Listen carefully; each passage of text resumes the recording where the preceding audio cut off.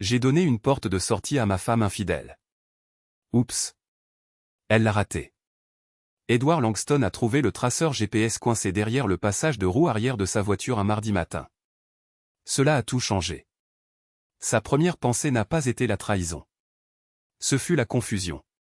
Qui voudrait suivre un ingénieur civil qui passait ses journées à calculer la capacité portante et ses soirées à arroser des orchidées? Le petit appareil noir reposait dans sa paume comme un diagnostic de cancer. Métal froid, point rouge clignotant. Quelqu'un l'avait observé, traçant chacun de ses mouvements à travers les rues immaculées de ce Hills. L'esprit méthodique d'Edward commença à cataloguer les possibilités. Espionnage industriel, crime aléatoire, erreur sur la personne, jamais sa femme. Ce soir-là, Véronica est entrée dans leur cuisine moderniste, arborant le sourire qui avait lancé un millier de publications Instagram. Sa marque de style de vie, Elevated Living with V, se vantait de 300 000 abonnés qui buvaient ses paroles sur les matins en pleine conscience et les relations authentiques. « Comment s'est passée ta journée, chérie ?» demanda-t-elle, lui embrassant la joue avec une chaleur étudiée. Edward tendit le traceur. « J'ai trouvé ça sur ma voiture. » Le sourire de Véronica vacilla une microseconde avant de se transformer en inquiétude. « C'est terrifiant. Devrions-nous appeler la police ? » Peut-être, dit Edward, étudiant son visage. En 18 ans de mariage, il avait appris à lire les indices subtils que son public ne voyait jamais. La façon dont son œil gauche tressautait quand elle mentait sur ses dépenses de shopping, comment sa voix montait dans les aigus quand elle cachait quelque chose d'important. Les deux indices étaient actifs maintenant. « Je suis sûr que ce n'est rien, poursuivit Véronica, se dirigeant déjà vers le réfrigérateur à vin. Probablement un truc d'entreprise. Tu sais à quel point votre industrie est compétitive. » Edward hocha lentement la tête. Son cabinet d'ingénierie, Langston et Associés, avait décroché plusieurs contrats majeurs récemment. L'espionnage industriel n'était pas inconnu, bien que cela semblait excessif pour une entreprise côtière de taille moyenne. « Tu as probablement raison, dit-il, rangeant l'appareil dans sa poche. » Cette nuit-là, pendant que Véronica éditait du contenu dans son studio à domicile, Edward était assis dans son bureau, examinant le traceur sous une loupe. Qualité professionnelle, spécifications militaires, coûteux. Ce n'était pas une opération amateur ni un achat impulsif de harceleur aléatoire. Son téléphone vibra avec un SMS de Miles Crane, son protégé de 32 ans et héritier présomptif de l'entreprise. Astérisque en retard pour la réunion client de demain. Peux-tu gérer le projet Peterson seul? Astérisque Edward fronça les sourcils. Miles était de plus en plus peu fiable dernièrement. Réunion manquée, déjeuner prolongé, explications vagues sur des opportunités de réseautage. Pourtant, le charme et l'ambition du jeune homme l'avaient rendu inestimable pour décrocher de nouveaux contrats. Edward l'avait préparé à prendre les rênes de l'entreprise. Astérisque pas de problème. Tout va bien, astérisque juste occupé avec des trucs personnels. On en parle demain, astérisque Edward posa le téléphone et ouvrit son ordinateur portable. Si quelqu'un le suivait, il voulait savoir qui et pourquoi. L'installation d'un logiciel de surveillance lui prit 20 minutes, une compétence acquise lors de ses études d'ingénieur qui s'avéra étonnamment utile. À minuit, il avait configuré des alertes pour toute activité inhabituelle autour de sa maison, de son bureau ou de ses trajets habituels. 2 jours plus tard, les alertes portèrent leurs fruits. Véronica avait laissé son sac dans sa voiture après leur dîner au restaurant le plus exclusif de Cabrook. Edward était en train de le lui rendre lorsque ses doigts effleurèrent un reçu inconnu glissé dans la poche latérale. Hôtel Marina Bay, chambre 214, date d'hier. Ses mains tremblèrent alors qu'il fixait le papier. Véronica avait affirmé être à une retraite spa hier. Une journée de désintoxication numérique qu'elle avait dénoncée sur ses réseaux sociaux avant de disparaître pendant 12 heures. L'esprit d'ingénieur d'Edward commença à calculer les probabilités. Le traceur GPS. Ses récents changements de comportement. Les appels manqués qu'elle prenait en privé. La fiabilité croissante de Miles. Les variables s'alignaient dans un schéma qui lui serrait l'estomac. Il installa un système de caméras de sécurité discrète ce week-end-là, pendant que Véronica rendait visite à sa mère à San Francisco. 6 unités haute définition avec détection de mouvement, alerte smartphone et sauvegarde dans le cloud. Le tout légalement installé sur sa propre propriété. Juste une sécurité supplémentaire, expliqua-t-il quand elle remarqua la petite lentille près de leur porte d'entrée. Après cette histoire de GPS, je veux être prudent. Véronica hocha la tête distraitement, déjà concentrée sur son téléphone. One. Bonne idée. Le système s'activa le lundi matin. Édouard examinait des plans structurels à son bureau lorsque la première alerte arriva. Mouvement détecté à l'entrée principale. Il bascula sur le flux en direct et regarda sa femme quitter la maison à 10h47, vêtue d'une robe qu'il n'avait jamais vue auparavant. La deuxième alerte arriva à 11h23. La voiture de Véronica entrait dans l'allée. Elle n'était pas seule. Miles Crane sortit du siège passager, sa main effleurant brièvement le bas du dos de Véronica alors qu'il marchait vers la maison. Le geste était subtil mais indubitablement intime. Une familiarité qui parlait d'habitude, de confort, de choses faites de nombreuses fois auparavant. La tasse de café d'Édouard se brisa dans sa main. Les 3 heures suivantes passèrent dans un brouillard de séquences de surveillance qui dépouillèrent 18 ans de mariage comme des couches de vieille peinture. Miles et Véronica se déplaçaient dans sa maison avec la familiarité désinvolte d'amants. Ils partageaient du vin de bouteille qu'Édouard avait conservé pour des occasions spéciales. Ils riaient de blagues qu'ils ne pouvaient pas entendre. Ils s'embrassaient dans sa cuisine avec une passion qu'Édouard n'avait pas vue de sa femme depuis des années. À 14h15, ils disparurent dans la chambre principale. Édouard ferma son ordinateur portable et se rendit à la salle de bain de son bureau. Son reflet le regarda dans le miroir. 44 ans, les tempes grisonnantes, des rides autour des yeux qui parlaient de longues heures et d'une attention méticuleuse aux détails. Un homme méthodique qui avait construit sa vie sur la précision et la confiance. Il serra le bord de l'évier jusqu'à ce que ses jointures blanchissent, attendant que la rage vienne. Au lieu de cela, il sentit quelque chose de plus froid s'installer dans sa poitrine. Un calme calculateur qui le surprit par sa clarté. Édouard retourna à son bureau et ouvrit une nouvelle feuille de calcul. Colonne A, preuve. Colonne B, chronologie. Colonne C, implication légale. Colonne D, contre-mesure. À 17h, il avait la structure de ce qui allait suivre. « Comment s'est passée ta journée, chérie ?» demanda Véronica ce soir-là, lui embrassant la joue avec la même chaleur étudiée. « Productive, » dit Édouard. « Très productive. » Le cabinet du docteur Harris Velman occupait le dernier étage d'un gratte-ciel du centre-ville. Ses fenêtres du sol au plafond offraient des vues panoramiques sur la côte parfaitement manucurée de Sobrit Hills. Édouard l'avait choisi spécifiquement parce que son père avait recommandé le thérapeute des années plus tôt, avant qu'une crise cardiaque ne mette fin à leur relation et à la vie de son père. La trahison est une forme unique de traumatisme, dit Velman, s'installant dans son fauteuil en cuir. C'était un homme distingué d'une 50aine d'années, aux cheveux argentés et aux yeux bleus pâles qui semblaient cataloguer chaque micro-expression. Ça ne fait pas seulement mal, ça redéfinit la réalité elle-même. Édouard s'assit en face de lui, les mains pliées avec précision sur ses genoux. Je n'ai rien dit à propos de la trahison. Non, mais vous avez décrit la découverte de l'affaire de votre femme avec un détachement clinique. La plupart des gens crieraient, pleuraient ou casseraient des choses. Vous êtes assis là comme si vous analysiez un problème d'ingénierie structurelle.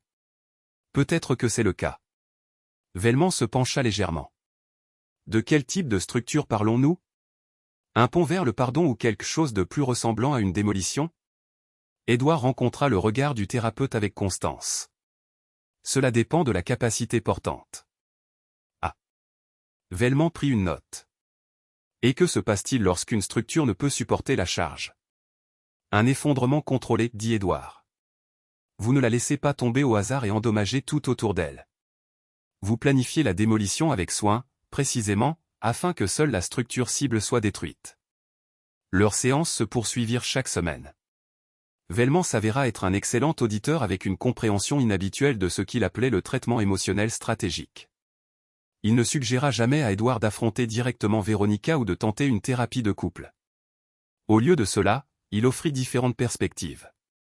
La vengeance ne consiste pas à leur faire du mal, dit-il lors de leur 3e séance. Il s'agit de rétablir l'équilibre. Ils vous ont pris quelque chose. Votre confiance, votre sens de la réalité, vos projets d'avenir. La question n'est pas de savoir s'ils méritent des conséquences. C'est de savoir si vous méritez la justice. Édouard commença à mettre en œuvre son plan avec la même précision méthodique qu'il appliquait à ses projets professionnels. Phase 1, documentation.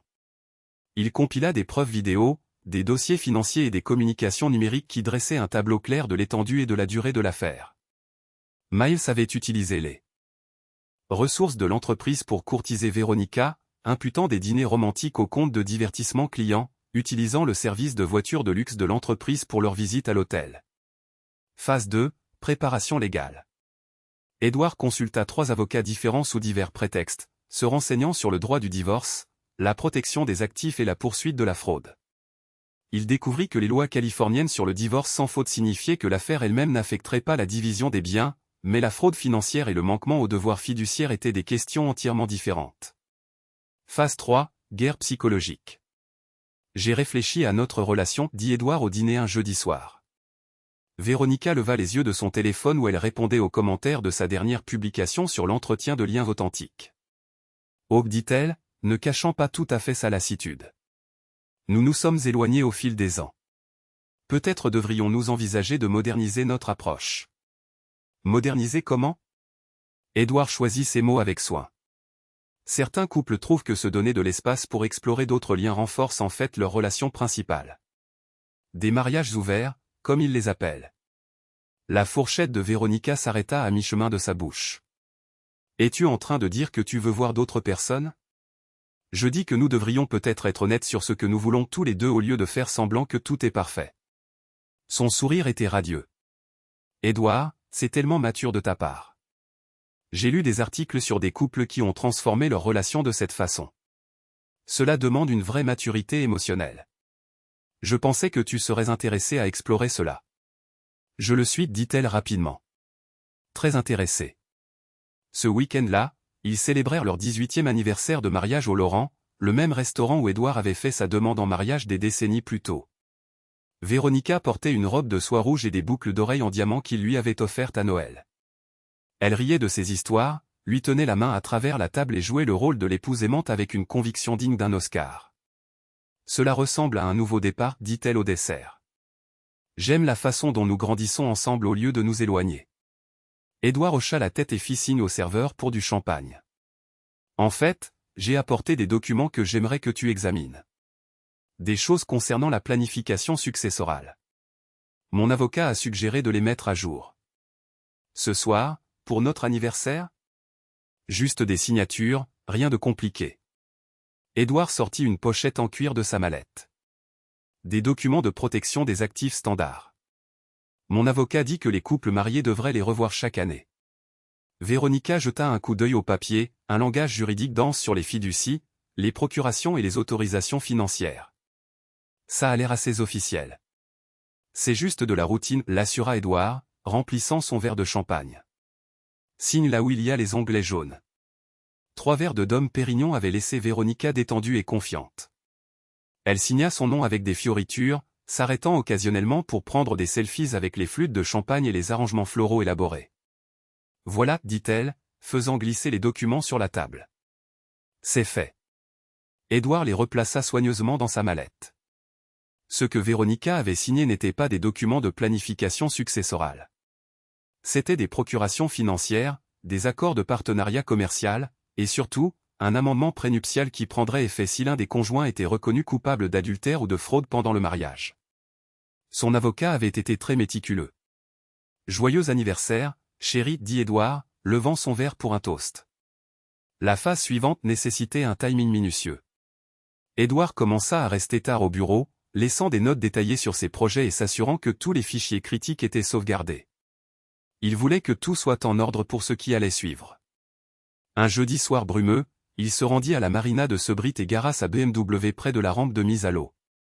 Le brouillard offrait une couverture parfaite alors qu'il retirait ses chaussures et sa chemise de ville, les laissant sur un banc surplombant l'eau. Il trempa son maillot de corps en coton blanc dans la baie et le laissa draper sur la rambarde comme preuve d'un homme qui aurait marché dans l'eau sombre. De sa mallette, il sortit une lettre qu'il avait écrite au docteur Velman. Astérisque Harris, au moment où tu liras ceci, je serai parti. Les images de surveillance confirmeront ce que tu soupçonnais déjà. 18 ans de mariage réduit à un reçu de chambre d'hôtel et à la main de mon protégé sur le dos de ma femme. Certains hommes se battent, serre. Tain pardonne. Je choisis une 3e option. L'océan ne juge pas. Il accepte tout ce qui vient à lui et le fait disparaître. Dis-leur que j'étais fatigué d'être le seul à jouer selon les règles. Édouard astérisque. Il programma l'email pour qu'elle s'envoie automatiquement dans 3 jours, lui donnant le temps de disparaître complètement. Puis il retourna à sa voiture, se rendit au parking longue durée de l'aéroport international de San Francisco et prit un vol de nuit pour Denver, utilisant des documents d'identité qu'il avait préparés des semaines auparavant. Le passeport de Victor Rahn était légitime, une identité secondaire qu'Edward avait établie par un changement de nom légal dans le Colorado des années plus tôt, lorsqu'il avait brièvement envisagé de déménager pour le travail. Victor avait un casier judiciaire vierge, un compte bancaire modeste et aucun lien avec la vie de plus en plus compliquée d'Edward Langston. De Denver, Victor loua une voiture et se rendit à un chalet qu'il avait acheté par l'intermédiaire d'une société écran dans les montagnes près de Vail.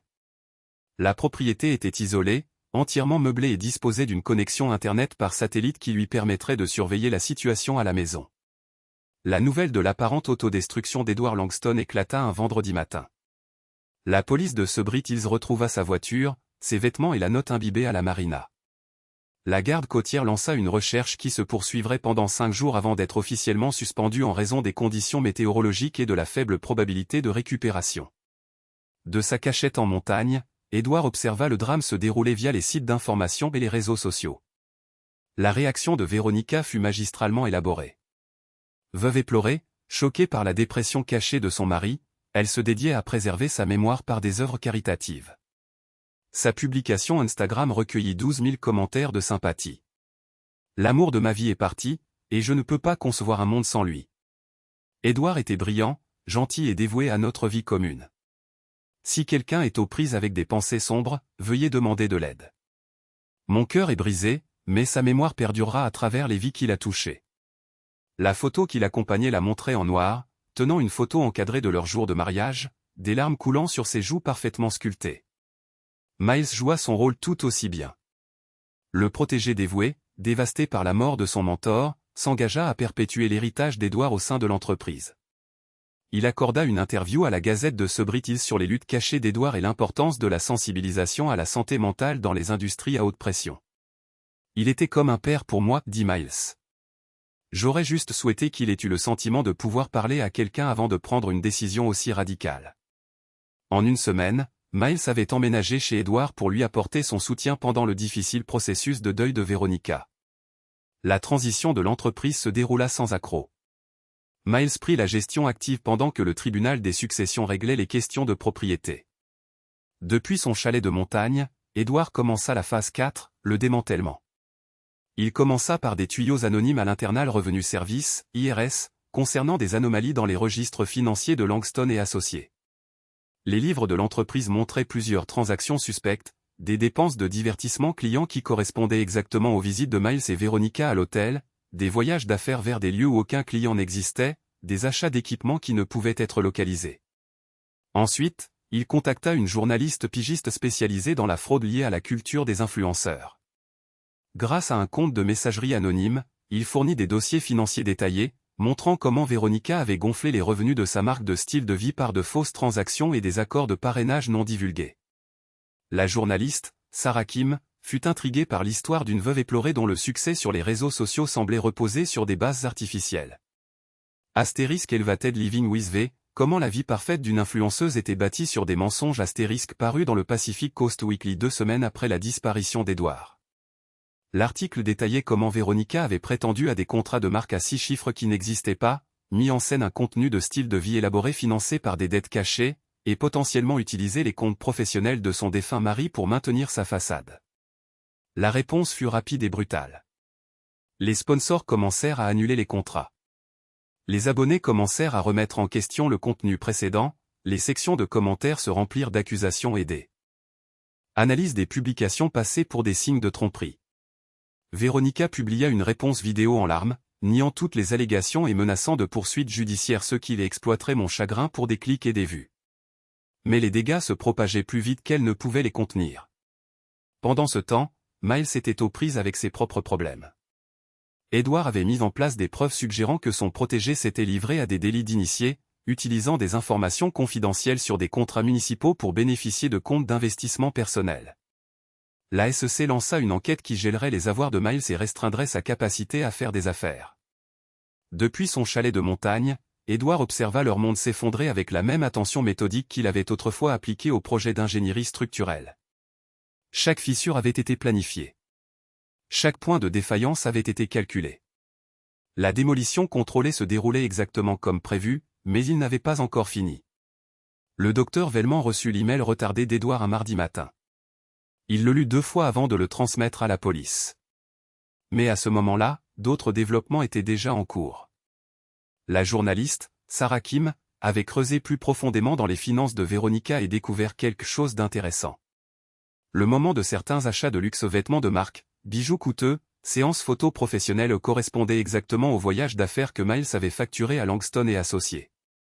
Plus intriguant encore, elle avait trouvé des publications sur les réseaux sociaux d'autres influenceurs montrant Véronica à des événements et dans des lieux à des moments où elle prétendait être en retraite de désintoxication numérique ou en parcours de pleine conscience. Elle menait une vie complètement double, expliqua Sarah dans son article de suivi. Tout en projetant une image de vie authentique et en pleine conscience, elle se livrait en fait à ce qui semble être une fraude systématique et potentiellement un adultère. Le deuxième article incluait des preuves photographiques de Véronica et Miles ensemble à divers endroits, horodatées et géolocalisées de manière à contredire leurs déclarations publiques et leurs alibis aux enquêteurs. Les derniers sponsors de Véronica s'enfuirent. Son compte Instagram, autrefois une célébration de la vie inspirante, devint un champ de bataille de commentaires allant du vindicatif au sympathique. Quelqu'un créa un compte parodique appelé Astérisque Elvated Lien Wisv Astérisque qui gagna 50 000 abonnés au cours de sa première semaine. La situation de Miles se détériora encore plus rapidement. L'enquête de la SEC avait mis au jour un schéma de transactions suspectes qui précédait de plusieurs mois la disparition d'Edouard. Pire encore, des comptables légistes avaient trouvé des preuves qu'il siphonnait des fonds de clients par le biais de dépenses fabriquées et de factures gonflées. Lorsque les agents fédéraux arrivèrent chez Langston et Associés avec des mandats de perquisition, ils découvrirent que quelqu'un avait été très minutieux dans la documentation des activités de Miles. Fichiers informatiques, emails imprimés, registres financiers, tout était organisé et facilement accessible, comme si quelqu'un avait voulu que la fraude soit découverte. Miles fut arrêté un jeudi matin au bureau, menotté sous le regard des caméras des informations locales qui captaient chaque instant. Les accusations incluaient le détournement de fonds, la fraude sur les valeurs mobilières, la fraude électronique et le blanchiment d'argent. Depuis son chalet de montagne, Edouard regarda l'arrestation retransmise sur le site d'information locale. Miles semblait plus petit d'une certaine manière, sa confiance habituelle remplacée par la confusion et la panique. Ce soir-là, Edouard reçut un appel sur le téléphone satellite sécurisé qu'il surveillait. L'identifiant de l'appelant affichait le numéro de Véronica. « Je sais que tu es vivant » dit-elle sans préambule. Sa voix était rauque, désespérée. Edouard ne dit rien. « S'il te plaît, continua-t-elle. Juste s'il te plaît, je peux tout expliquer. Ce n'était pas ce que ça avait l'air. Il m'a manipulé, Edouard. Il a dit que tu ne m'aimais plus. Que tu avais de toute façon l'intention de me quitter. Toujours le silence. Je n'ai jamais voulu que tout cela arrive. Je t'aime. Je t'ai toujours aimé. Quoi que tu penses avoir vu, quoi que tu penses savoir, nous pouvons arranger ça. Nous pouvons recommencer. Edouard mit fin à l'appel sans parler. 2 jours plus tard, Véronica publia ce qui serait sa dernière story Instagram. La vidéo la montrait seule dans leur cuisine moderniste, sans maquillage, vêtue d'un simple pull gris. « Je dois être honnête avec vous tous, dit-elle, sa voix à peine plus qu'un murmure. Tout ce qui a été écrit sur moi est vrai. J'ai vécu un mensonge pendant des mois. J'ai trahi la personne la plus importante de ma vie, et je vous ai trahi vous aussi. » Elle prit une inspiration hésitante.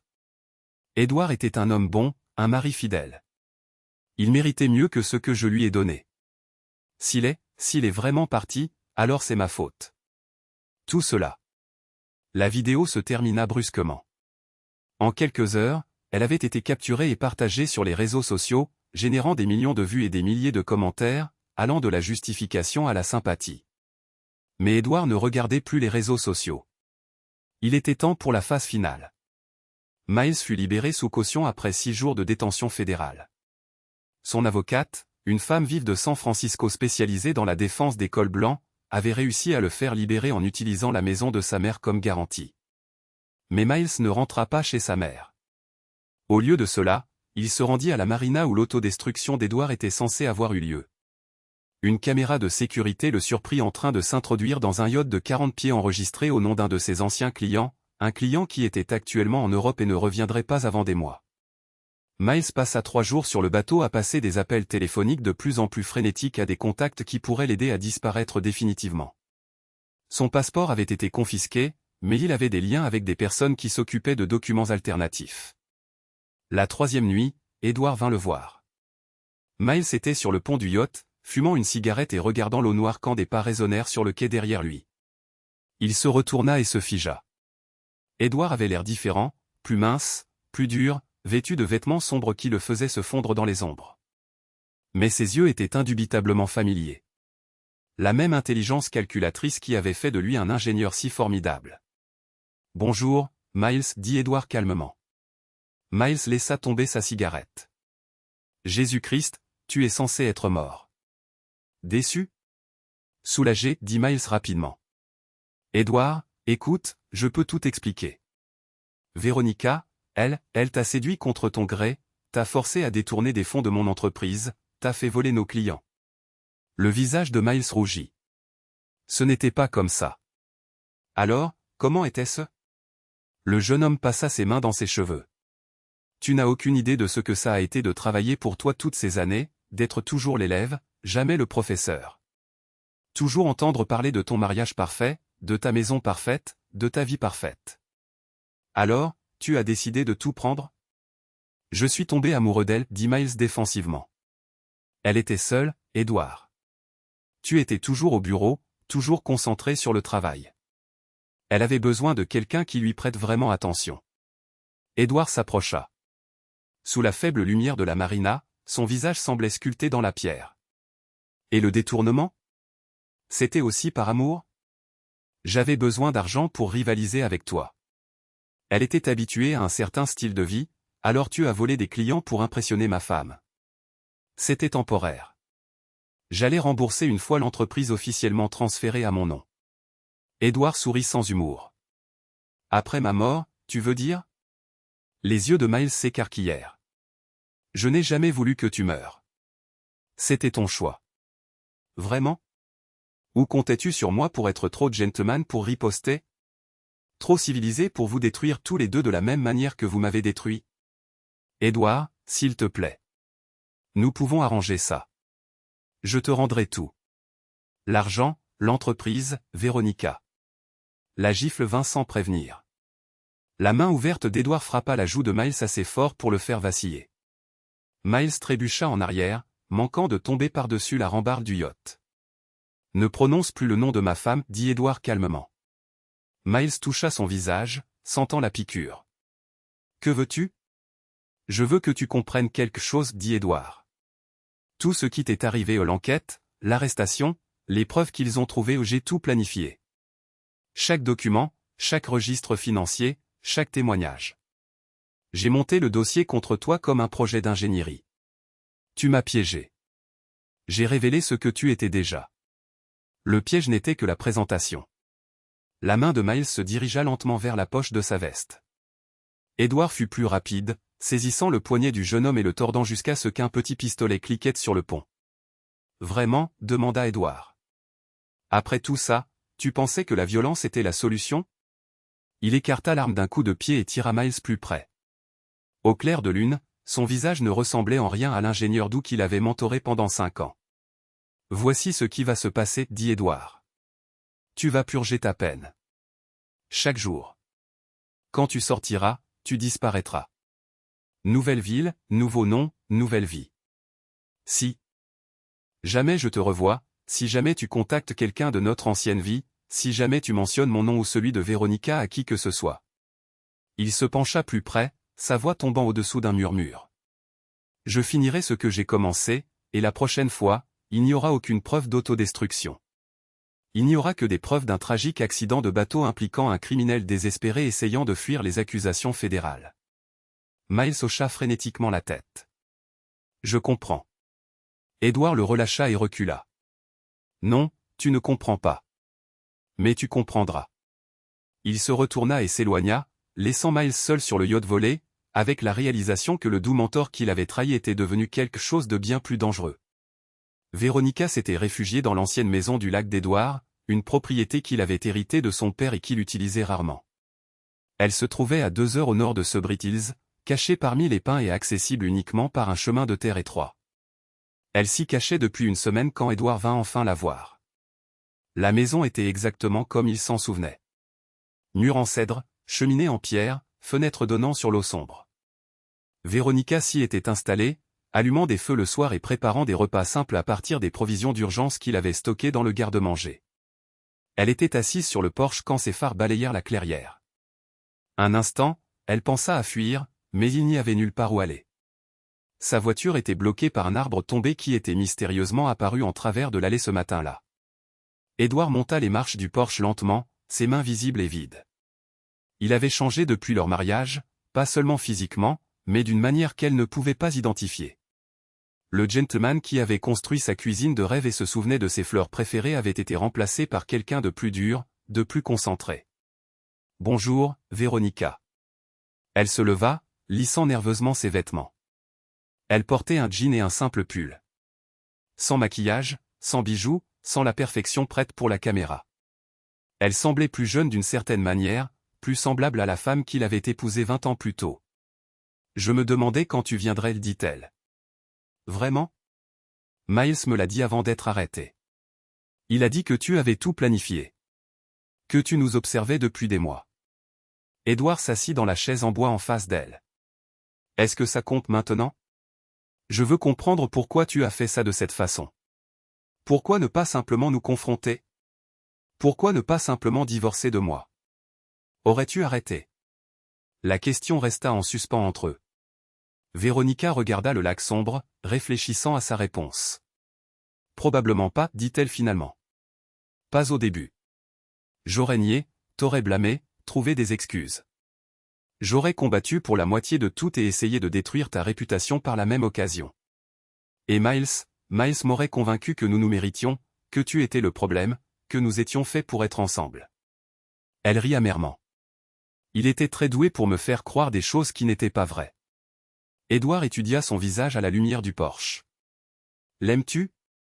Je pensais que oui. Mais l'amour n'est pas censé te transformer en quelqu'un que tu ne reconnais pas. L'amour n'est pas censé t'obliger à détruire d'autres personnes. Que pensais-tu qu'il arriverait ? Que je ne le saurais jamais. » Véronica resta silencieuse un long moment. « Je pensais que tu ne t'en souciais plus. Nous nous sommes éloignés depuis des années. Tu travaillais toujours concentré sur tes projets. Je me sentais invisible dans mon propre mariage. Alors, tu t'es rendu visible à quelqu'un d'autre. Oui. Et je suis devenu quelqu'un que je détestais dans le processus. » Édouard s'appuya contre sa chaise. « Parle-moi de l'argent. » « Quel argent ? » Les achats de luxe, les faux contrats de marque, le contenu de style de vie gonflé. Cela ne concernait pas seulement l'aventure. Le visage de Véronica rougit. J'essayais de rivaliser avec d'autres influenceurs. Tout le monde semblait gagner plus d'argent, vivre de meilleures vies. J'ai commencé à exagérer les choses, à commettre des fraudes. Ça a commencé petit. Quelques faux reçus, quelques chiffres gonflés, mais une fois que j'ai commencé à mentir, il est devenu plus facile de continuer à mentir. Miles a dit qu'il pouvait m'aider à rendre cela légitime, qu'il avait des contacts qui pouvaient créer de vrais contrats de marque. Et tu l'as cru ? Je voulais le croire. C'est différent. Édouard se leva et se dirigea vers la rambarde du porche. Le lac s'étendait devant eux, l'eau noire reflétant les étoiles et le clair de lune. « Que se passe-t-il maintenant ? Demanda Véronica. « Cela dépend de toi. » « Que veux-tu dire ? » Édouard se tourna vers elle. « Je pourrais te dénoncer. J'ai des preuves de ta fraude, de ton adultère, de ton manquement à ton devoir fiduciaire en tant que directrice d'entreprise. Je pourrais détruire ce qui reste de ta réputation et m'assurer que tu purges une peine de prison. » Véronica hocha la tête. « Je sais. Ou je pourrais te laisser disparaître. Nouveau nom, nouvelle vie, un nouveau départ quelque part loin d'ici. Pourquoi ferais-tu ça ? Parce que malgré tout, tu as été ma femme pendant 18 ans. Tu as été la femme que j'aimais, même si tu as oublié comment l'être. » Véronica commença à pleurer. Pas les larmes photogéniques qu'elle avait perfectionnées pour les réseaux sociaux, mais des sanglots laids et honnêtes qui secouaient tout son corps. « Je suis désolée, dit-elle entre deux halètements. Édouard, je suis tellement désolée pour tout ça. Je sais que ça n'a plus d'importance maintenant, mais j'ai besoin que tu saches que je n'ai jamais cessé de t'aimer. Je me suis perdu en chemin. Édouard la regarda pleurer sans bouger pour la réconforter. Le pardon ne reconstruit pas la confiance, Véronica. Le pardon ne répare pas les dégâts. Je sais, mais c'est un début. Il sortit une enveloppe craft de sa veste et la posa sur la table entre eux. De nouveaux documents d'identité, un historique de crédit vierge, assez d'argent pour recommencer si tu es prudente. Véronica regarda l'enveloppe. Quel est le piège? Tu disparais complètement. Aucun contact avec quiconque de ton ancienne vie.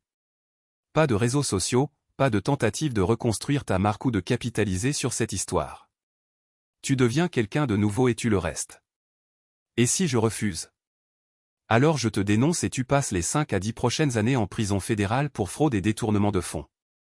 Véronica prit l'enveloppe de ses mains tremblantes. À l'intérieur se trouvaient des documents pour une certaine Sarah Morrison, permis de conduire, carte de sécurité sociale, acte de naissance, passeport. Il y avait aussi un numéro de compte bancaire et des informations. Qui est Sarah Morrison? Demanda-t-elle. Quelqu'un qui a une seconde chance, dit Édouard. Ne la gâche pas. Il descendit les marches du porche vers sa voiture, puis s'arrêta et se retourna. Une dernière chose, dit-il. L'arbre qui bloque ton allée sera dégagé demain matin. Prépare tes affaires légèrement. Véronica regarda ses feux arrière disparaître dans la forêt. Puis elle rentra à l'intérieur et commença à trier les restes de son ancienne vie, décidant ce qui valait la peine d'être gardé et ce qui devait être laissé derrière. 3 mois plus tard, Victor Hahn était assis dans un café à Split, en Croatie, lisant les nouvelles de son pays sur sa tablette. Miles Crane avait été condamné à 8 ans de prison fédérale après avoir plaidé coupable à de multiples accusations. Son avocat avait négocié l'accord en échange d'une pleine coopération et d'une restitution aux clients lésés. La disparition de Veronica Langston restait un mystère. Le FBI avait émis un mandat d'arrêt contre elle, mais elle semblait avoir complètement disparu. Certains pensaient qu'elle s'était suicidée par culpabilité. D'autres la soupçonnaient d'avoir fui vers un pays sans extradition avec des actifs cachés. Édouard avait été légalement déclaré mort 6 mois après sa disparition. Sa succession avait été distribuée conformément à son testament, la majeure partie allant à des bourses d'ingénierie et à des œuvres de bienfaisance environnementale, avec de petits legs à des parents éloignés qui n'avaient jamais pensé hériter de quoi que ce soit. Le docteur Harris Velman avait pris sa retraite soudainement après que la note de suicide d'Édouard soit devenue publique. Il avait déménagé dans un petit cabinet au Vermont, spécialisé dans le conseil en deuil et la récupération de traumatismes. Victor Hahn vivait tranquillement en Croatie, travaillant comme ingénieur conseil sur des projets d'infrastructure et s'adaptant lentement à sa nouvelle identité. Il avait appris suffisamment de croate pour les conversations de base, bien que la plupart de ses affaires soient menées en anglais. Il terminait son café quand quelqu'un s'assit en face de lui. Victor Hahn, n'est-ce pas? Édouard leva les yeux pour voir le docteur Velman s'installer dans la chaise opposée.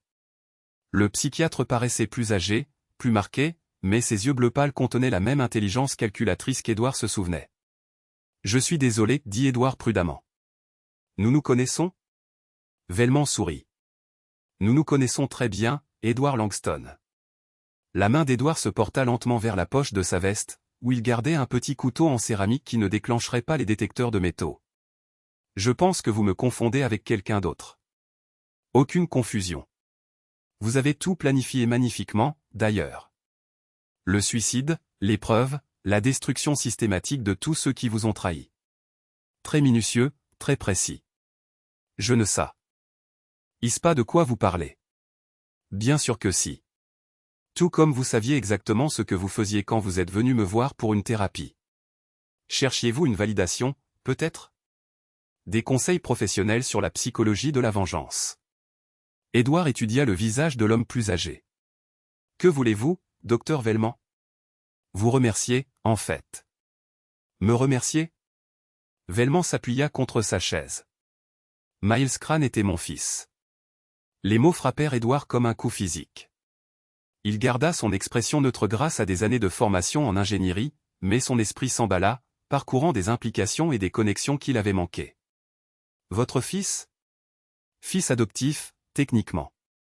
Je l'ai accueilli quand il avait 15 ans, un adolescent en difficulté issu d'un foyer brisé. Brillant, ambitieux, mais totalement dépourvu de fondements moraux. La main d'Edouard resta près de son couteau. Et vous me dites ça parce que... Parce que j'ai passé 7 ans à le regarder détruire tout ce qu'il touchait. Relations, partenariats commerciaux, son propre avenir. C'était un parasite qui consumait les opportunités et laissait des débris derrière lui. Alors vous m'avez utilisé pour l'éliminer.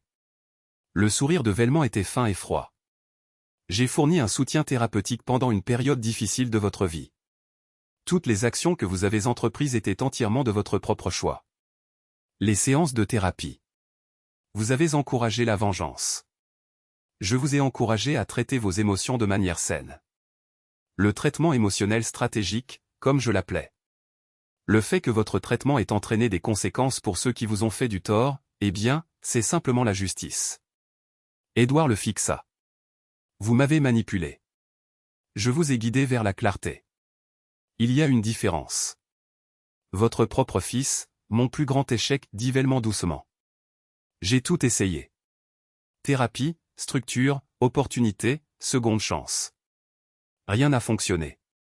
Il était fondamentalement brisé. Édouard, un prédateur qui aurait continué à détruire des vies jusqu'à ce que quelqu'un l'arrête. Alors vous vous êtes arrangé pour que je l'arrête. Je me suis arrangé pour que vous découvriez votre propre force, la capacité d'action décisive que la plupart des gens ne trouvent jamais. Vous auriez pu choisir le pardon, la réconciliation, l'acceptation passive. Au lieu de cela, vous avez choisi la justice.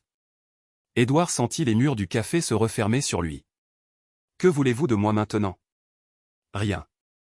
Je vous ai dit que je suis là pour vous remercier. Miles est à sa place. Votre femme a appris les conséquences de la trahison. Et vous avez découvert qui vous êtes vraiment sous toute cette retenue civilisée. Et qui suis-je? Les yeux pâles de Velman brillèrent. Quelqu'un qui comprend que parfois la seule façon de rétablir l'équilibre est de tout brûler et de repartir de zéro. Quelqu'un qui est prêt à faire ce qui doit être fait lorsque le système échoue.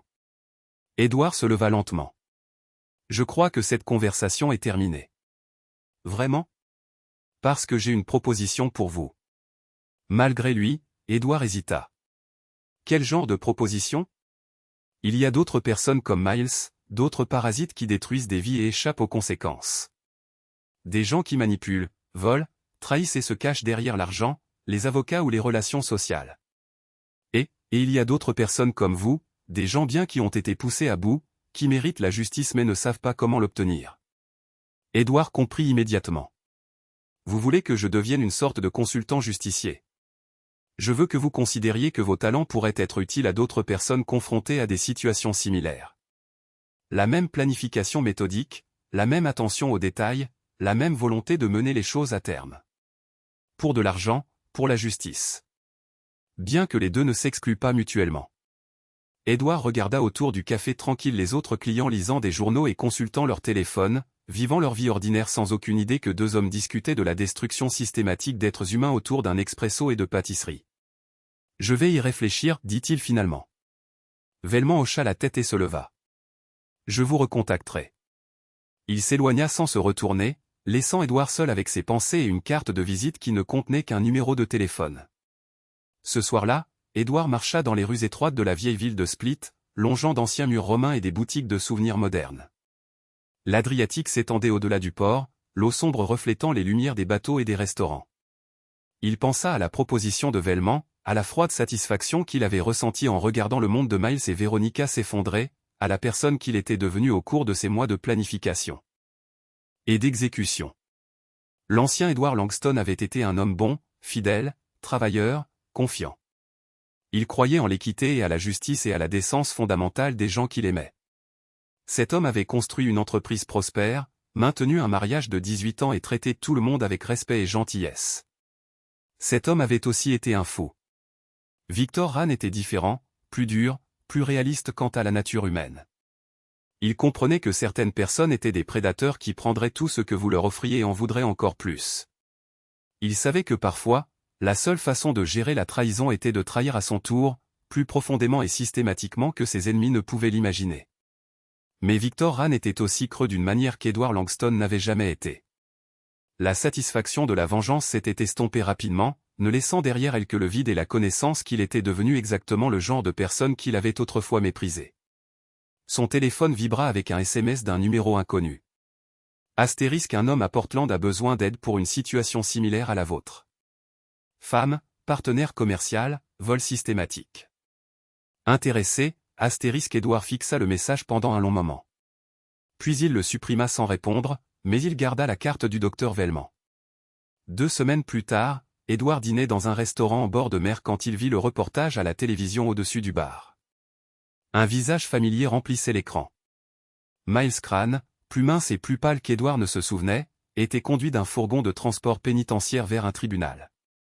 La voix du journaliste était à peine audible au-dessus du bruit ambiant du restaurant, mais le texte défilant en bas de l'écran racontait l'histoire.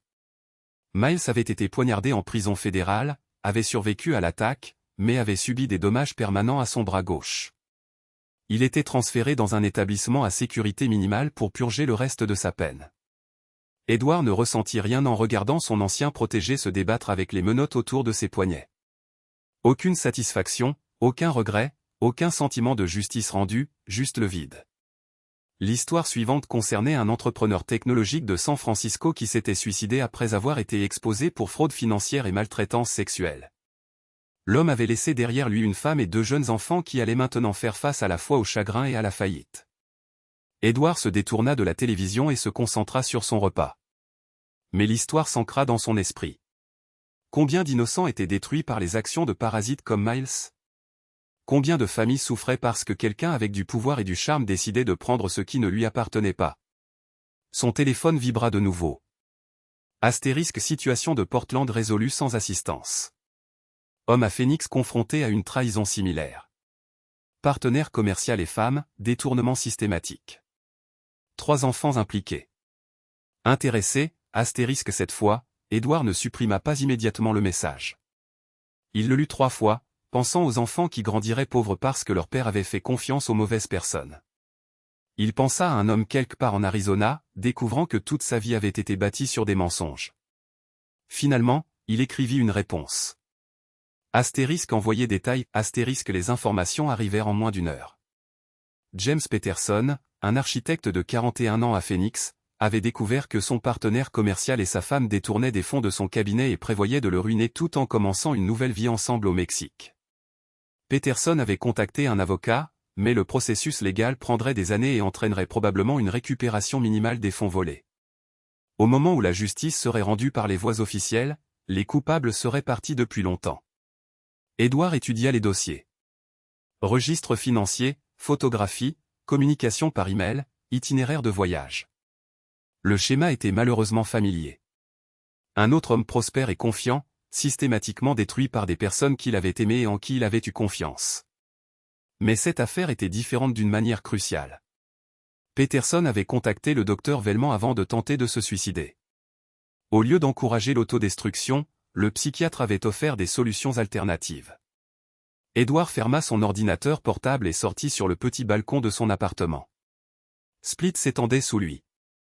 Des bâtiments anciens et modernes se mélangeaient dans une ville qui avait survécu aux empereurs romains, aux royaumes médiévaux et aux guerres modernes. Tout pouvait être reconstruit, réalisa-t-il. Les villes, les entreprises, les vies. Mais certaines choses, une fois détruites, ne pouvaient jamais être restaurées. La confiance, l'innocence, la capacité d'aimer sans réserve. Il pensa à l'homme qu'il était avant de trouver ce traceur GPS dans sa voiture. Cet Edward Langston était parti pour toujours, consumé dans la démolition contrôlée de son ancienne vie. Mais peut-être que Victor Rane pourrait servir à quelque chose au-delà de la simple survie. Edward prit son téléphone et composa le numéro sur la carte du docteur Velman. « Je vais le faire, dit-il quand le psychiatre répondit. Mais j'ai des conditions. J'écoute. Pas d'élimination, pas de dommages physiques permanents, et les membres innocents de la famille sont protégés. D'accord. Autre chose ? Je travaille seul. Pas de contact pendant les opérations. Paiement seulement après achèvement réussi. Compris. Quand pouvez-vous partir pour Phoenix ? Edward regarda l'Adriatique, les lumières se reflétant sur l'eau sombre. Dans quelques heures, il pourrait être dans un avion pour les États-Unis, de retour dans le pays où Edward Langston était mort et Victor Rane était né. Demain, dit-il. L'opération Phoenix prit 6 semaines à planifier et à exécuter. Le partenaire commercial de Peterson, David Wu, avait été plus prudent que Miles, mais non moins avide. Son affaire avec la femme de Peterson, Linda, durait depuis 2 ans pendant qu'il vidait systématiquement les comptes du cabinet d'architecture. Edward aborda le cas avec la même précision méthodique qu'il avait utilisée avec ses propres traîtres. Documentation d'abord, dossier financier, images de surveillance, conversations enregistrées.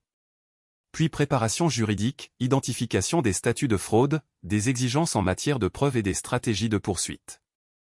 Enfin, guerre psychologique, révéler les informations au bon moment pour un impact maximal et un minimum d'opportunités d'évasion.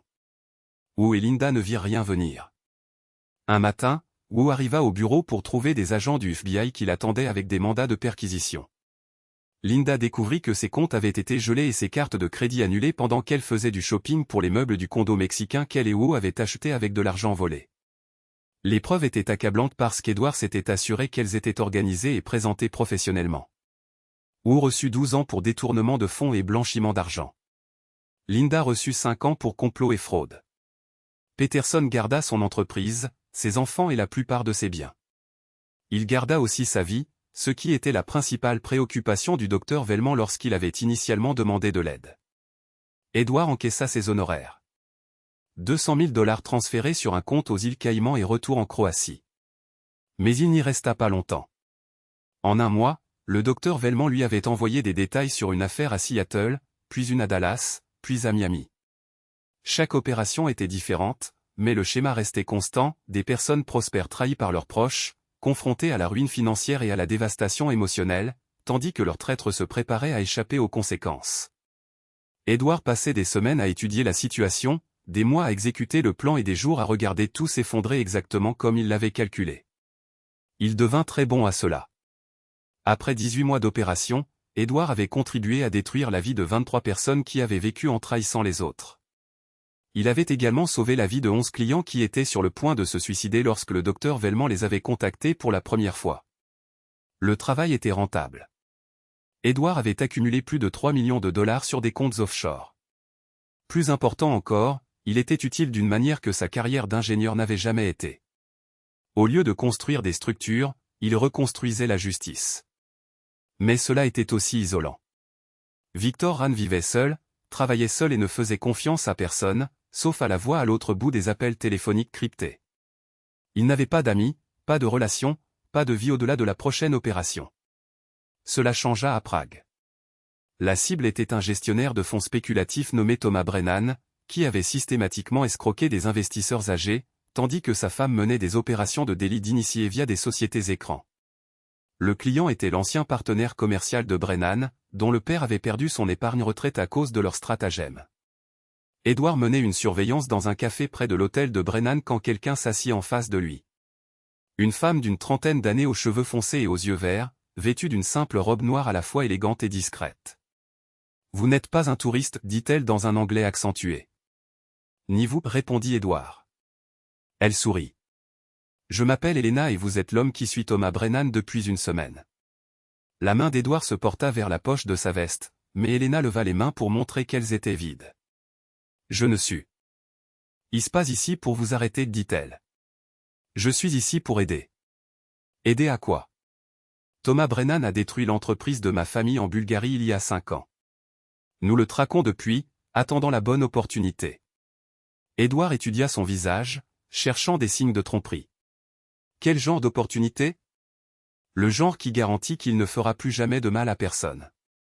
Ils parlèrent pendant 3 heures. Elena Petrov était une ancienne procureure devenue détective privée après que les stratagèmes financiers de Brennan eurent corrompu les fonctionnaires qui auraient dû le poursuivre. Elle avait suivi ses opérations à travers l'Europe de l'Est, documentant des crimes qui ne verraient jamais de poursuites officielles.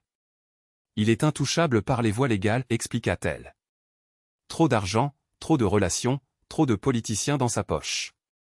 Mais des hommes comme ça ont aussi des faiblesses, comme l'orgueil, la cupidité, la conviction qu'ils sont plus intelligents que tout le monde. Edward se retrouva intrigué par plus que ses seules compétences d'enquête. Elena avait la même intelligence calculatrice qu'il avait développée, la même volonté de travailler en dehors des systèmes officiels, mais elle avait conservé quelque chose qu'il avait perdu, un sens du but au-delà de la survie personnelle. « Que proposez-vous » demanda-t-il. « Un partenariat. Je gère les opérations européennes. Vous gérez les américaines. Nous partageons les renseignements, les ressources et les risques, ainsi que les profits et la justice.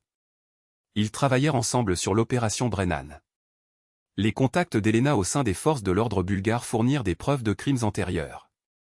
Tandis que l'approche systématique d'Edward garantissait que les stratagèmes actuels de Brennan étaient documentés et présentés aux autorités de manière à ne pouvoir être ignorés ou rejetés.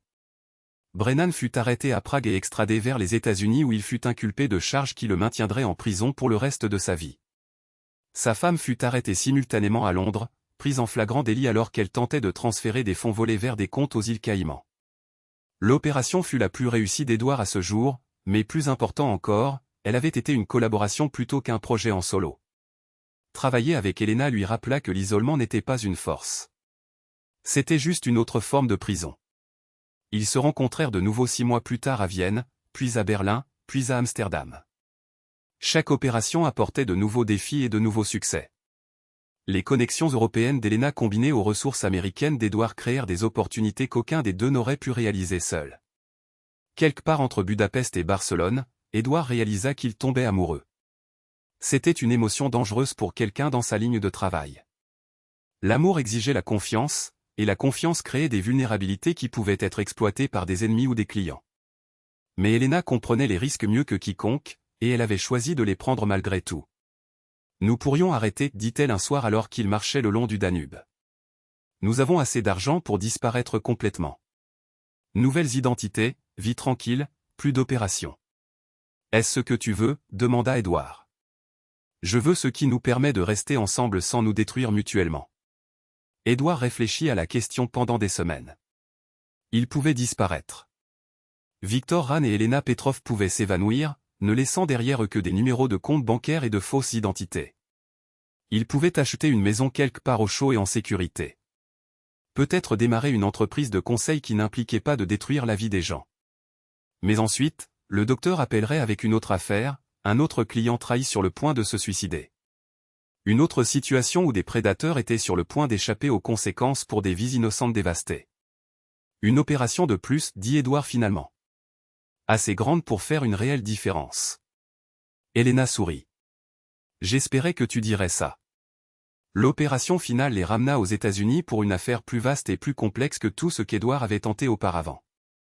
Un cadre pharmaceutique nommé Jonathan Walsh soudoyait systématiquement des médecins, falsifiait des données de recherche et surfacturait des médicaments vitaux, tandis que sa femme et son beau-frère détournaient des fonds via de fausses œuvres caritatives. La cliente était l'ancienne directrice de recherche de Walsh, le docteur Sarah Chen, dont les tentatives pour dénoncer les pratiques de l'entreprise avaient abouti à ce qu'elle soit accusée de vol de données et mise sur liste noire de l'industrie. Le docteur Chen avait contacté le docteur Vellman après sa 3e tentative de suicide. Ce n'est pas seulement une trahie.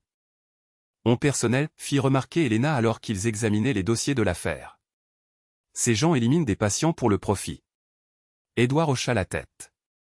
L'étendue des crimes de Walsh dépassait de loin tout ce qu'ils avaient géré auparavant. Des centaines de personnes étaient mortes parce qu'elles ne pouvaient pas se permettre des médicaments qui coûtaient des centimes à produire mais se vendaient des milliers de dollars.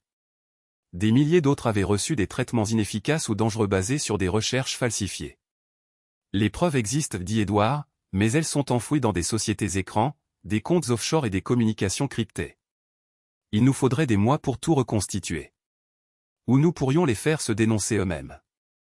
Ils élaborèrent un plan combinant des éléments de toutes les opérations précédentes, pression financière, exposition légale, manipulation psychologique et timing stratégique, le tout coordonné pour créer un effondrement en cascade qui détruirait complètement l'empire de Walsh. L'opération commença par des tuyaux anonymes à la FDA concernant des divergences dans les données de recherche de Walsh. Pendant que les enquêteurs fédéraux commençaient à examiner les registres de laboratoire, Edward et Elena travaillèrent à exposer les crimes financiers grâce à des preuves soigneusement placées et des documents divulgués. Mais Walsh était plus dangereux que leur cible précédente. Il avait des liens avec les forces de l'ordre, des alliés politiques et suffisamment d'argent pour engager des équipes de sécurité privées. Quand il réalisa qu'il était sous enquête, il commença à riposter. Elena fut enlevée devant son hôtel à Chicago. Les hommes qui l'avaient prise n'étaient pas des professionnels. C'étaient des sous-traitants privés embauchés pour envoyer un message, mais ils sous-estimèrent à la fois sa formation et la réaction d'Edward. Edward la retrouva 12 heures plus tard dans un entrepôt abandonné du sud de la ville. Elle avait réussi à se libérer de ses entraves, mais était piégée dans un bâtiment entouré de gardes armés. Le sauvetage fut rapide et brutal. Edward avait passé des années à apprendre à détruire les gens par des moyens légaux et financiers, mais il n'avait jamais oublié les compétences plus directes qu'il avait acquises pendant son service militaire avant de devenir ingénieur. Les gardes furent neutralisés efficacement et silencieusement. Helena était blessée, mais vivante. Plus important encore, elle était en colère. Walsh a rendu ça personnel, dit-elle pendant qu'Edward lui bandait les poignets. Maintenant, nous allons l'achever correctement. La phase finale de l'opération fut un blitz médiatique coordonné qui exposa simultanément chaque aspect du crime de Walsh. Des accusations de fraude de recherche, de manipulation des prix, de corruption, de détournement de fonds, de blanchiment d'argent et de complot furent déposées dans plusieurs juridictions, rendant impossible pour les avocats de Walsh de contrôler le récit ou de négocier des accords de plaidoyer favorables. La société pharmaceutique de Walsh s'effondra en une semaine. Ses actions devinrent sans valeur, ses dirigeants furent arrêtés et ses actifs furent gelés en attendant les poursuites pénales. Walsh lui-même fut arrêté dans son domaine des Hantons alors qu'il tentait de détruire des preuves. Le docteur Chen fut disculpé, ses recherches furent publiées et les patients à qui des médicaments vitaux avaient été refusés obtinrent enfin justice. L'affaire devint une poursuite historique qui conduisit à des réformes à l'échelle de l'industrie et à de nouvelles réglementations protégeant les lanceurs d'alerte. Mais le coût personnel avait été plus élevé que ce qu'Edward ou Helena avaient anticipé. L'incident de l'entrepôt leur avait rappelé à tous deux que leur travail impliquait un réel danger de la part de personnes qui n'avaient plus rien à perdre. C'était la dernière, dit Edward alors qu'il regardait la couverture médiatique de l'arrestation de Walsh depuis leur chambre d'hôtel. Helena hocha la tête. Je sais. Ils avaient accumulé suffisamment de preuves pour détruire des dizaines d'autres cibles, mais ils s'étaient également fait suffisamment d'ennemis pour s'assurer que continuer les mènerait finalement à être éliminés. Il était temps de disparaître pour de bon. Le docteur Velman appela Edward une dernière fois alors qu'il se préparait à quitter les États-Unis définitivement. L'opération Walsh a été un travail exceptionnel, dit le psychiatre. Vous avez sauvé des centaines de vies. Nous avons terminé, répondit Edward. Tous les deux. Ne me contactez plus. Je comprends. Mais je veux que vous sachiez que vous avez créé quelque chose d'important. Un modèle de justice qui fonctionne lorsque les systèmes officiels échouent. Trouvez quelqu'un d'autre pour continuer. Peut-être le ferai-je. Mais il n'y aura jamais d'autre partenariat comme le vôtre et celle. Oui d'Helena. Vous avez trouvé quelque chose que la plupart des gens dans notre domaine ne découvrent jamais, la vengeance est creuse, mais la justice partagée a un but. Edward mit fin à l'appel et détruisit le téléphone. Puis, Helena et lui prirent un vol pour la Nouvelle-Zélande où Victor Rahn et Helena Petrov disparaîtraient pour toujours. 5 ans plus tard, Edward Miller et Helena Miller possédaient un petit vignoble dans les collines près d'Auckland. Ils cultivaient des raisins biologiques, produisaient un vin primé et vivaient tranquillement parmi des gens qui ne savaient rien de leurs vies antérieures. Edward avait bien vieilli. La tension constante et l'hypervigilance de ses années d'opération s'étaient estompées, remplacées par la satisfaction paisible d'un travail qui créait plutôt que détruisait. Helena avait appris à sourire sans calculer les menaces et à faire confiance à leurs voisins sans effectuer de vérification d'antécédents.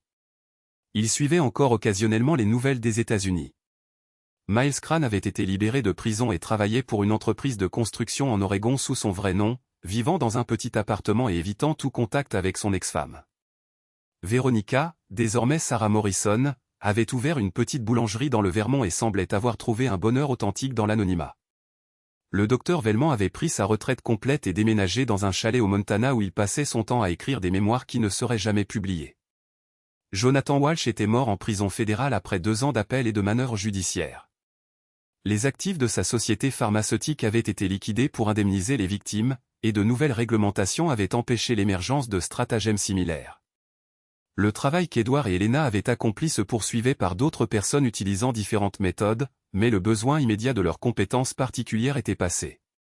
Par une chaude soirée d'automne, alors qu'ils étaient assis sur leur porche, regardant le coucher de soleil dorer le vignoble, Helena posa la question qui était restée tacite entre eux pendant des mois.